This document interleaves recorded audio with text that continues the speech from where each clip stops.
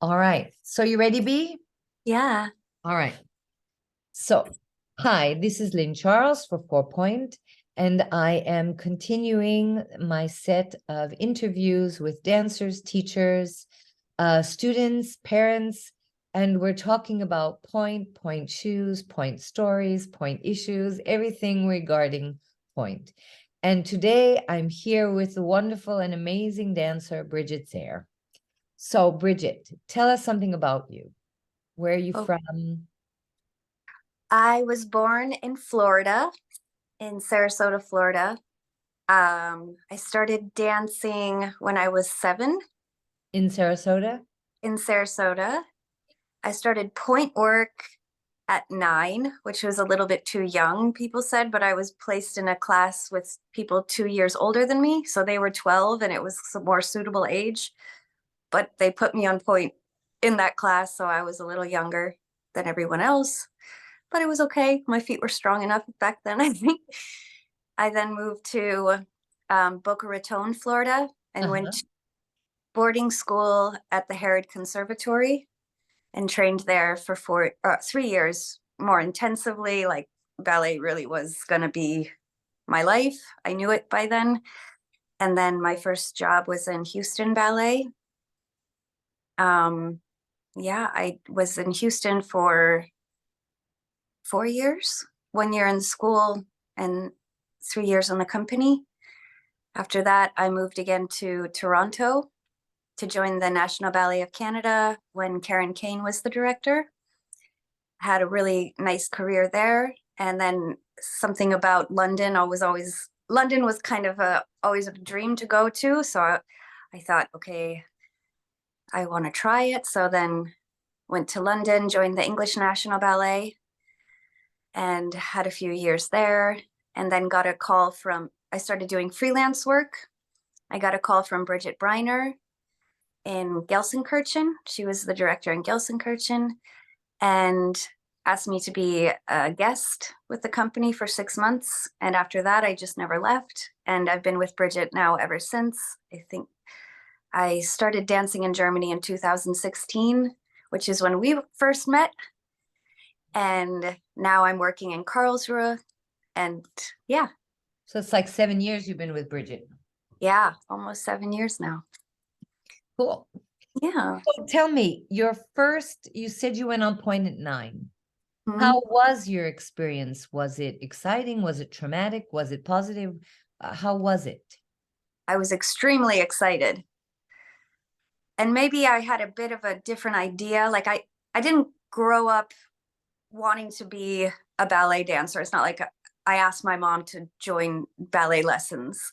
It kind of came to me.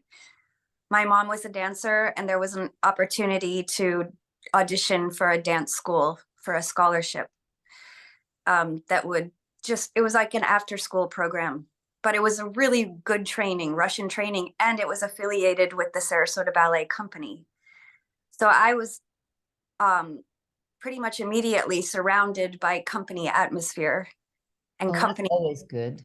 Yeah. And so I would look up to these people from when I first started, thinking one day I want to do that. And seeing point shoes, seeing them wearing point shoes was so beautiful. And so when I was 9 years old, to be able to start dancing on point was a huge deal and very exciting. Cool. Yeah.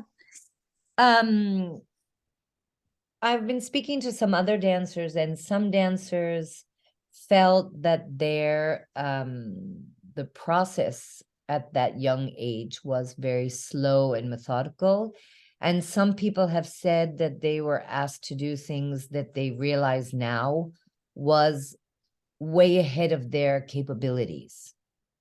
And Mm-hmm. so they had different viewpoints on that. Do you feel that yours was in proportion to your age, or do you also feel like you were asked to do things that were possibly beyond your years? I don't feel that I was put beyond my years. I remember started out very slow, just little releves at the bar. We had a point lesson, not even a class. It was maybe just like a half hour with point shoes once a week. And I think it would gradually build then to twice a week. And every year it would go up.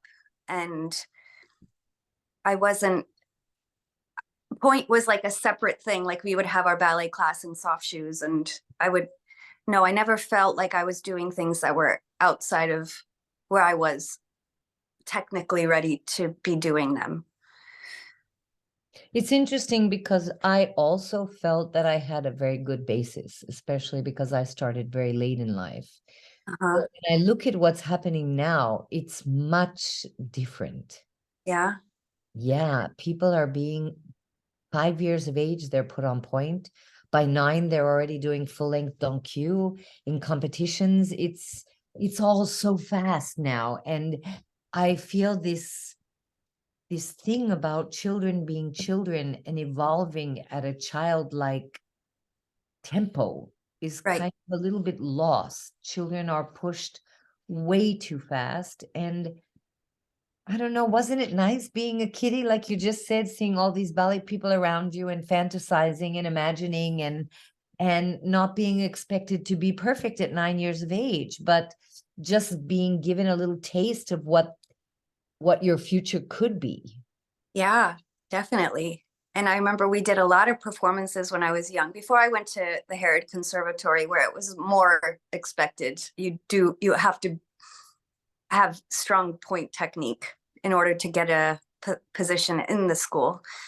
But those years of from 7 to 14, I was doing a lot of performances of jazz and, more lyrical things in flat shoes. So I enjoyed moving. Yeah. And like I never imagined I would be able to do fouettes on stage, and that really freaked me out for a long time. And it still does. It never stopped. But I never thought that was the point of ballet or the point of dancing. That wasn't my goal. I would strive to be able to do it, but it wasn't what it was about for me. And even when I was at the Herod Conservatory, where you were expected to do a pas de deux finally on stage, I remember being selected to do the Youth America Grand Prix competition, and the variation they chose for me was the first shade from Bayadere with the cabrioles, which is not a competition variation really. All the other kids around me were doing Kitri and these principal like ballerina rolls. And even on the notes from the competition, it said we would have liked a different variation. And my director at the school, he said to me, "You're not ready. You're not a ballerina yet." And we wanted to bring you like where you are. And I appreciated that. Yeah, absolutely. Because my maturity level too, I don't think I would have known the first thing about who Kitri was or what that meant and the weight it holds. And when I finally got to perform it later on in my career, it made total sense why he would have done that. Mm. But yeah, I do see videos of little child prodigy children doing these variations, like it's just completely opposite of my experience. Yeah.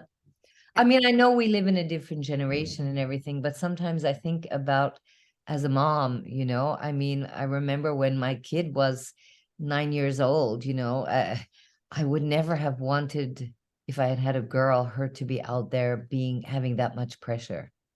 Yeah. It's very interesting. There's already like on Yes, top. Yeah. yes. But I think we were very fortunate. I feel very fortunate for the education I had. And it seems like you also had a really nice beginning. And Yeah. the beginning is what sets everything for later. True. Yeah. So tell me, have you ever had a major foot injury? Yes. Do you want to tell us a little bit about it? Yeah. Early on in my first company, like in Houston, I had a lot of stress fractures. And I think that had to do with bad diet. I think it had a lot to do with maybe being overworked and not the right point shoes also. And switching point shoes often and not finding one that I liked. Yeah. And realizing that I actually have very fine bones, and on top of maybe not being so great to my body back then, it was just too much for my feet. So I was plagued with a lot of stress fractures for a while. And then I I had a big one in Canada. It was my, I think, second season in the company. Mm-hmm. Developed another stress fracture, but it was to the point I kept dancing on it because I was misdiagnosed as a sprain, like a sprain in the joint or something. So they said take 2 weeks and then go back. So I did, and it was not getting better, and it ended up being a stress fracture after I got finally an MRI after a long time.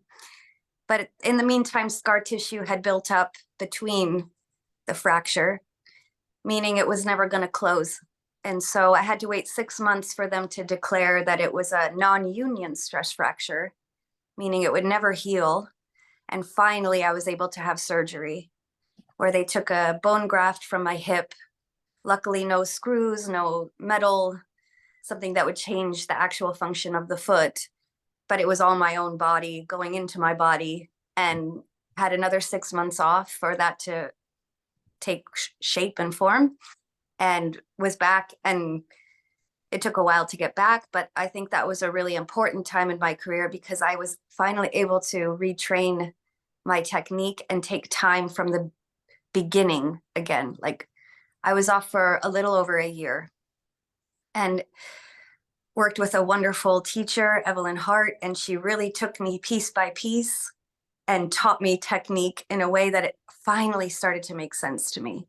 Instead of just kind of throwing myself and hoping something would work, I was like, oh, I have anatomically how the body works for the Yeah. first, which I never had time to do because I was always working, Yeah. you know, and it really changed my dancing, the way I take care of my body, the way I think about my body. Yeah. And I think I matured a lot. Sometimes injuries can be A blessing. a blessing, devastating in the time, but they're actually the biggest learning experience. And every time I've come back from an injury, I've grown technically, emotionally, as a human, as you know, and you come back stronger mentally and physically Yeah. if you want, if you want to come back. Yeah. And so you said that you think that in the beginning, some of your injuries was caused by not finding the right point shoes. Finding Yeah. the right point shoe is a big issue, nah? It's Yeah. very important for every ballerina to have the shoe that is really like the glove on the hand, the one that fits and works for them, whatever the brand, whatever the maker. How do you feel about that? I agree. And because I have such delicate bones, I feel, in my feet, Gainer Minden have worked for me for a long time now, because I do feel like it's almost like wearing a sports shoe compared to, I don't know, Freed. I tried Freed for a long time and I love them on people. And that's why I wanted to wear them, because I think they look the most beautiful. I think it's just how can you not love the shoe? But for me, I needed a little bit extra because of my Fragility of your foot. and when I started wearing gainers, I felt that my injuries then never came back. The bone issues were never a thing anymore. And I felt that it did hold my foot in a way that felt more natural than any other shoe. And I've been wearing them since 2009. And before that, I tried Capezio, which was nice. I also have a fear of slipping on stage. So I felt that the Capezios were really slippery for me. So that always gave me more anxiety on top of already having stage anxiety. And then Freeds were kind of twisting. And I already have like a little problem with one foot where I like to sickle it sometimes. And this was doing even more, like, you know. So yeah, I found something that feels most comfortable. And what I like about them too is that every shoe is the same. I'm never surprised by a pair. So That it's is been, a difficulty with point shoes. I remember when I always wore Freeds, yeah, but I remember you would get a set of Freeds and the two shoes were different. yeah, One was really straight, the other one was too far over, one was on the side, one had a bump. They never, I always had to mix and match pairs and go through so many to find a pair that was good together. like because you're so aware of, you're known for your footwork. One little thing different is you're gonna notice it. Yeah, Even absolutely. So I'm happy that to hear that for you, this was a really good solution. I've seen you dance, you work well in them. I have to say that I find that most people in gainer mindens do not have the highest articulation, but I feel that you found a way to make that work for you. Mhm. And you do have a good articulation. So I think I do believe that a point shoe is very individual. Yeah, You know, there's just, you can't say this is for everybody. It's just also standing it, feeling good on your feet, what you were saying about being afraid to slip, feeling afraid to roll, feeling that you're really on your leg. Mm. A shoe is an extension of you. So I think it's, yeah, that's why I'm never for or against any shoe publicly, because I think it's too personal. so personal. Yeah. And I think when it comes to something like that, you know, you wouldn't tell someone, a woman, what kind of intimate products to use. It's also very personal. A shoe is not an intimate product, but for a woman, a point shoe is a part of her. Yeah. It what's that word? It's an extension of her. It would, if she was a singer, it would be part of her voice. So Right. it really has to be individual. So Mhm. what was your introduction to 4pointe? And what was your first experience and feeling working with me on 4pointe? I think I remember you were working with us in Gelsenkirchen, and you gave us the most wonderful classes, the most challenging, but the most rewarding, where you feel afterwards you're just, your whole body was ready for the day. It felt, yeah, it's, it's hard to compare the feeling of that to something else when your whole body's ready. No matter what's thrown at it, you're working and it's everything's set up for you. And I remember Renato Peroni was with us, and he said to you, you're famous for your footwork, for the way that you developed it for yourself as a dancer. You have such a something to offer so many dancers who are lacking in this skill, because it went, I think from your generation, I don't think that it's as focused on as maybe other aspects of dancing these days, which is really sad. Um, and I remember you having the idea when we were together in Gelsenkirchen, and just, you went full force for it. And I was amazed. And then we started doing just exercises, and you would teach us, take us up, aside and just try things with us. And I was like, oh my gosh, I haven't done this. First of all, I've never done this, like this intense. But I've also, especially in that time, because the work we were doing was more contemporary, and Brifdget's work is also with point shoes, but it's not classical ballet.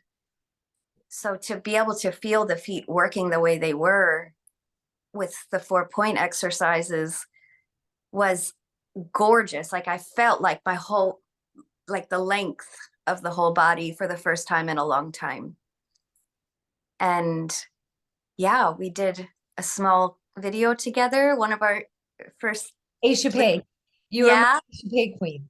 yes. And it was amazing. And then we came to Karlsruhe, and it was a big part of our training with you, was also doing the 4-point work. Well, also So because we did some more classical things here. more classical. And we would either do it after some of center, or you would offer it as a complete other class after, or after lunch, and you integrated it into our training for the company. And yeah, I watch your videos, I do your exercises on my own. Do you have a favorite exercise? Yeah, there's one that's like échappé, roll down, like the angle one, Oh, the échappé and tendu, tendu, tendu.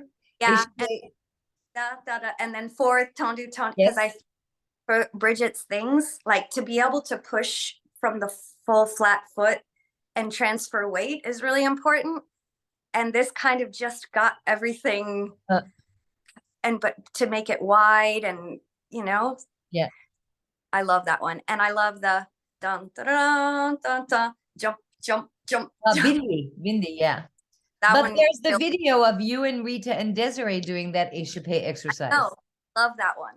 Yeah, cool. And that one always, oh, yeah, it gets the lower legs.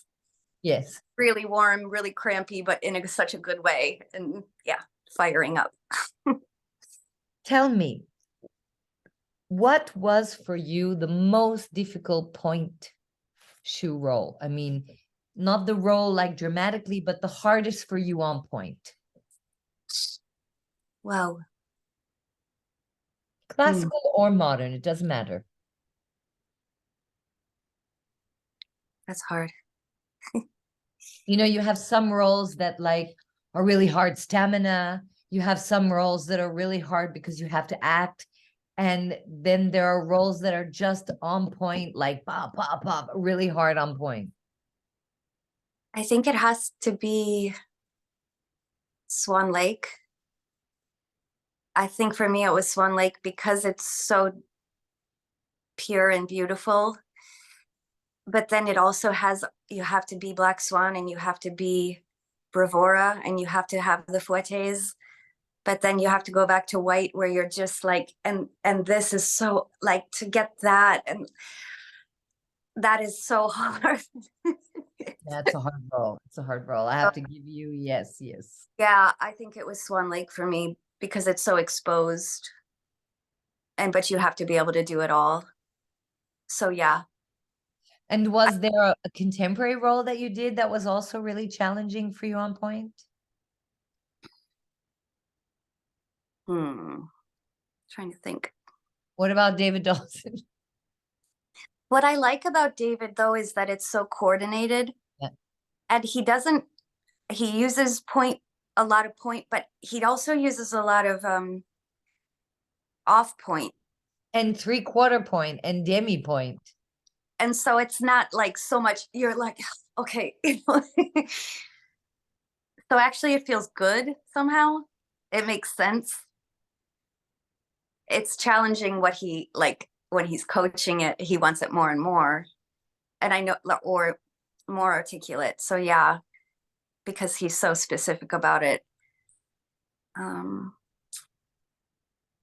Was there any other contemporary choreographer you did?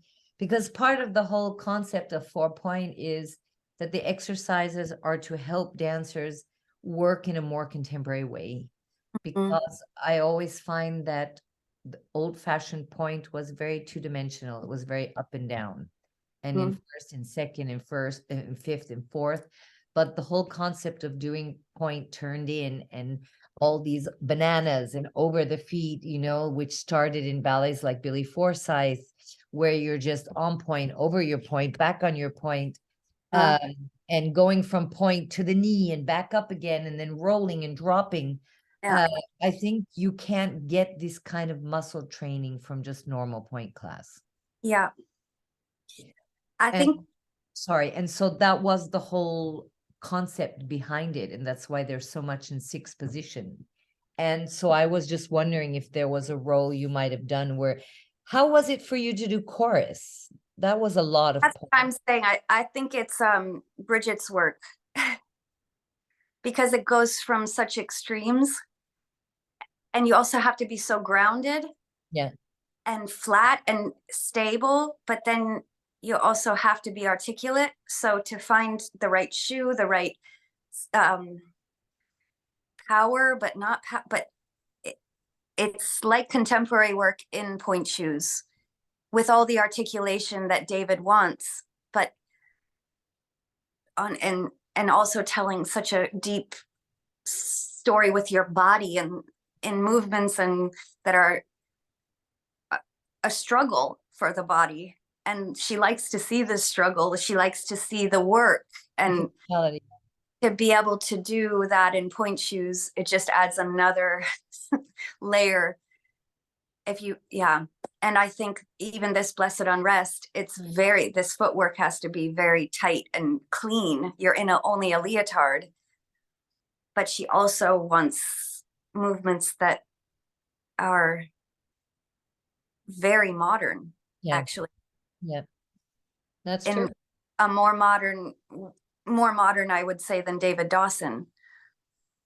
But I think what she's smart by doing is bringing David to the company so that we understand what she wants with the point work from working with him, but in her own way, in her own style also. Yes. So yeah, I would say Brifdget's work, you have to be like so grounded, but also so articulate. So wide and big and awkward and shapes and, but also so delicate and with it. What as a ballerina and someone who's seen a lot, worked with a lot of people, danced a lot of roles in many companies, do you see, well, you sort of mentioned it before, do you see this lack of focus or lack of priority towards articulation in other dancers in other companies? I mean, I see that on the priority list, extension, turnout, how many pirouettes we do, what our physical body looks like has become important, but high articulation is not high, in my opinion, on the priority list when I watch dancers in other companies. No, but I also think it comes from even the training in the morning, like how you set your body up. Some people, they want to just get warm to start the day. I think in order to get that kind of quality, you have to actually have a class that lets you even attempt to get that kind of quality. And that's hard to find in most companies because it is such a big company that's almost like they just need to get through the rehearsals, get through the day, get to a show. So then you have to be really smart as the dancer to make the extra effort in the class to do it for yourself. And maybe some combinations are actually working against you to be able to do that. So take it like you have to take responsibility in your own personal way to make the extra effort for yourself. Because to me, it's worth it to make the effort to roll. Like, that's more beautiful to me than like how you rolled down from fifth than a développé. It's like how the développé comes down is more important to me. Yeah. How it goes up, or that's important too. Do you know what I mean though? Yeah. It's changing the way. Yeah. And I don't know if that can come from the teacher, that can come from the training from childhood, that could come from taste levels. Maybe some people just don't see it. I think it comes from a lot of things, but I think that as a teacher or as someone who's trying to bring forth 4pointe as a method to ensure that dancers are better trained to prevent, because there's also a huge increase in injuries, foot injuries due to the extreme things that are being demanded of dancers to do. So I also think that 4pointe can benefit as a precaution to not get injured.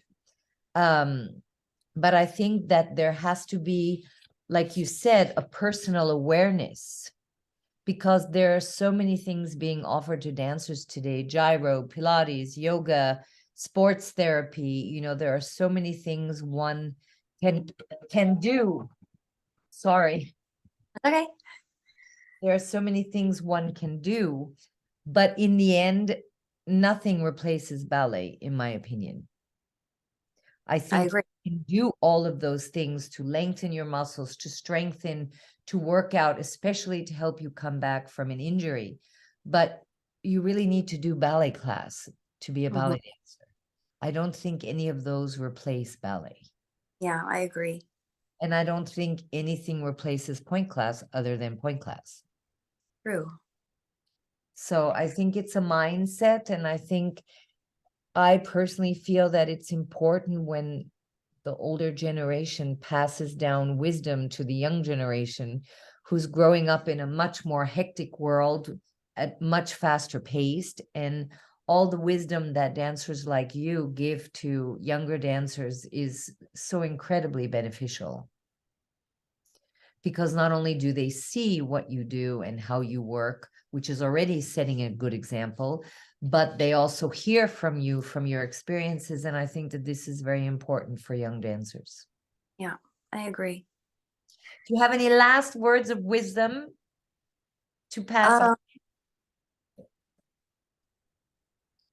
I don't know, like just going off that thought again, you know, someone like David or Bridget, they want that articulation in the feet, but it's almost like I see some dancers think, oh, I'll do it for this ballet because that's what it requires.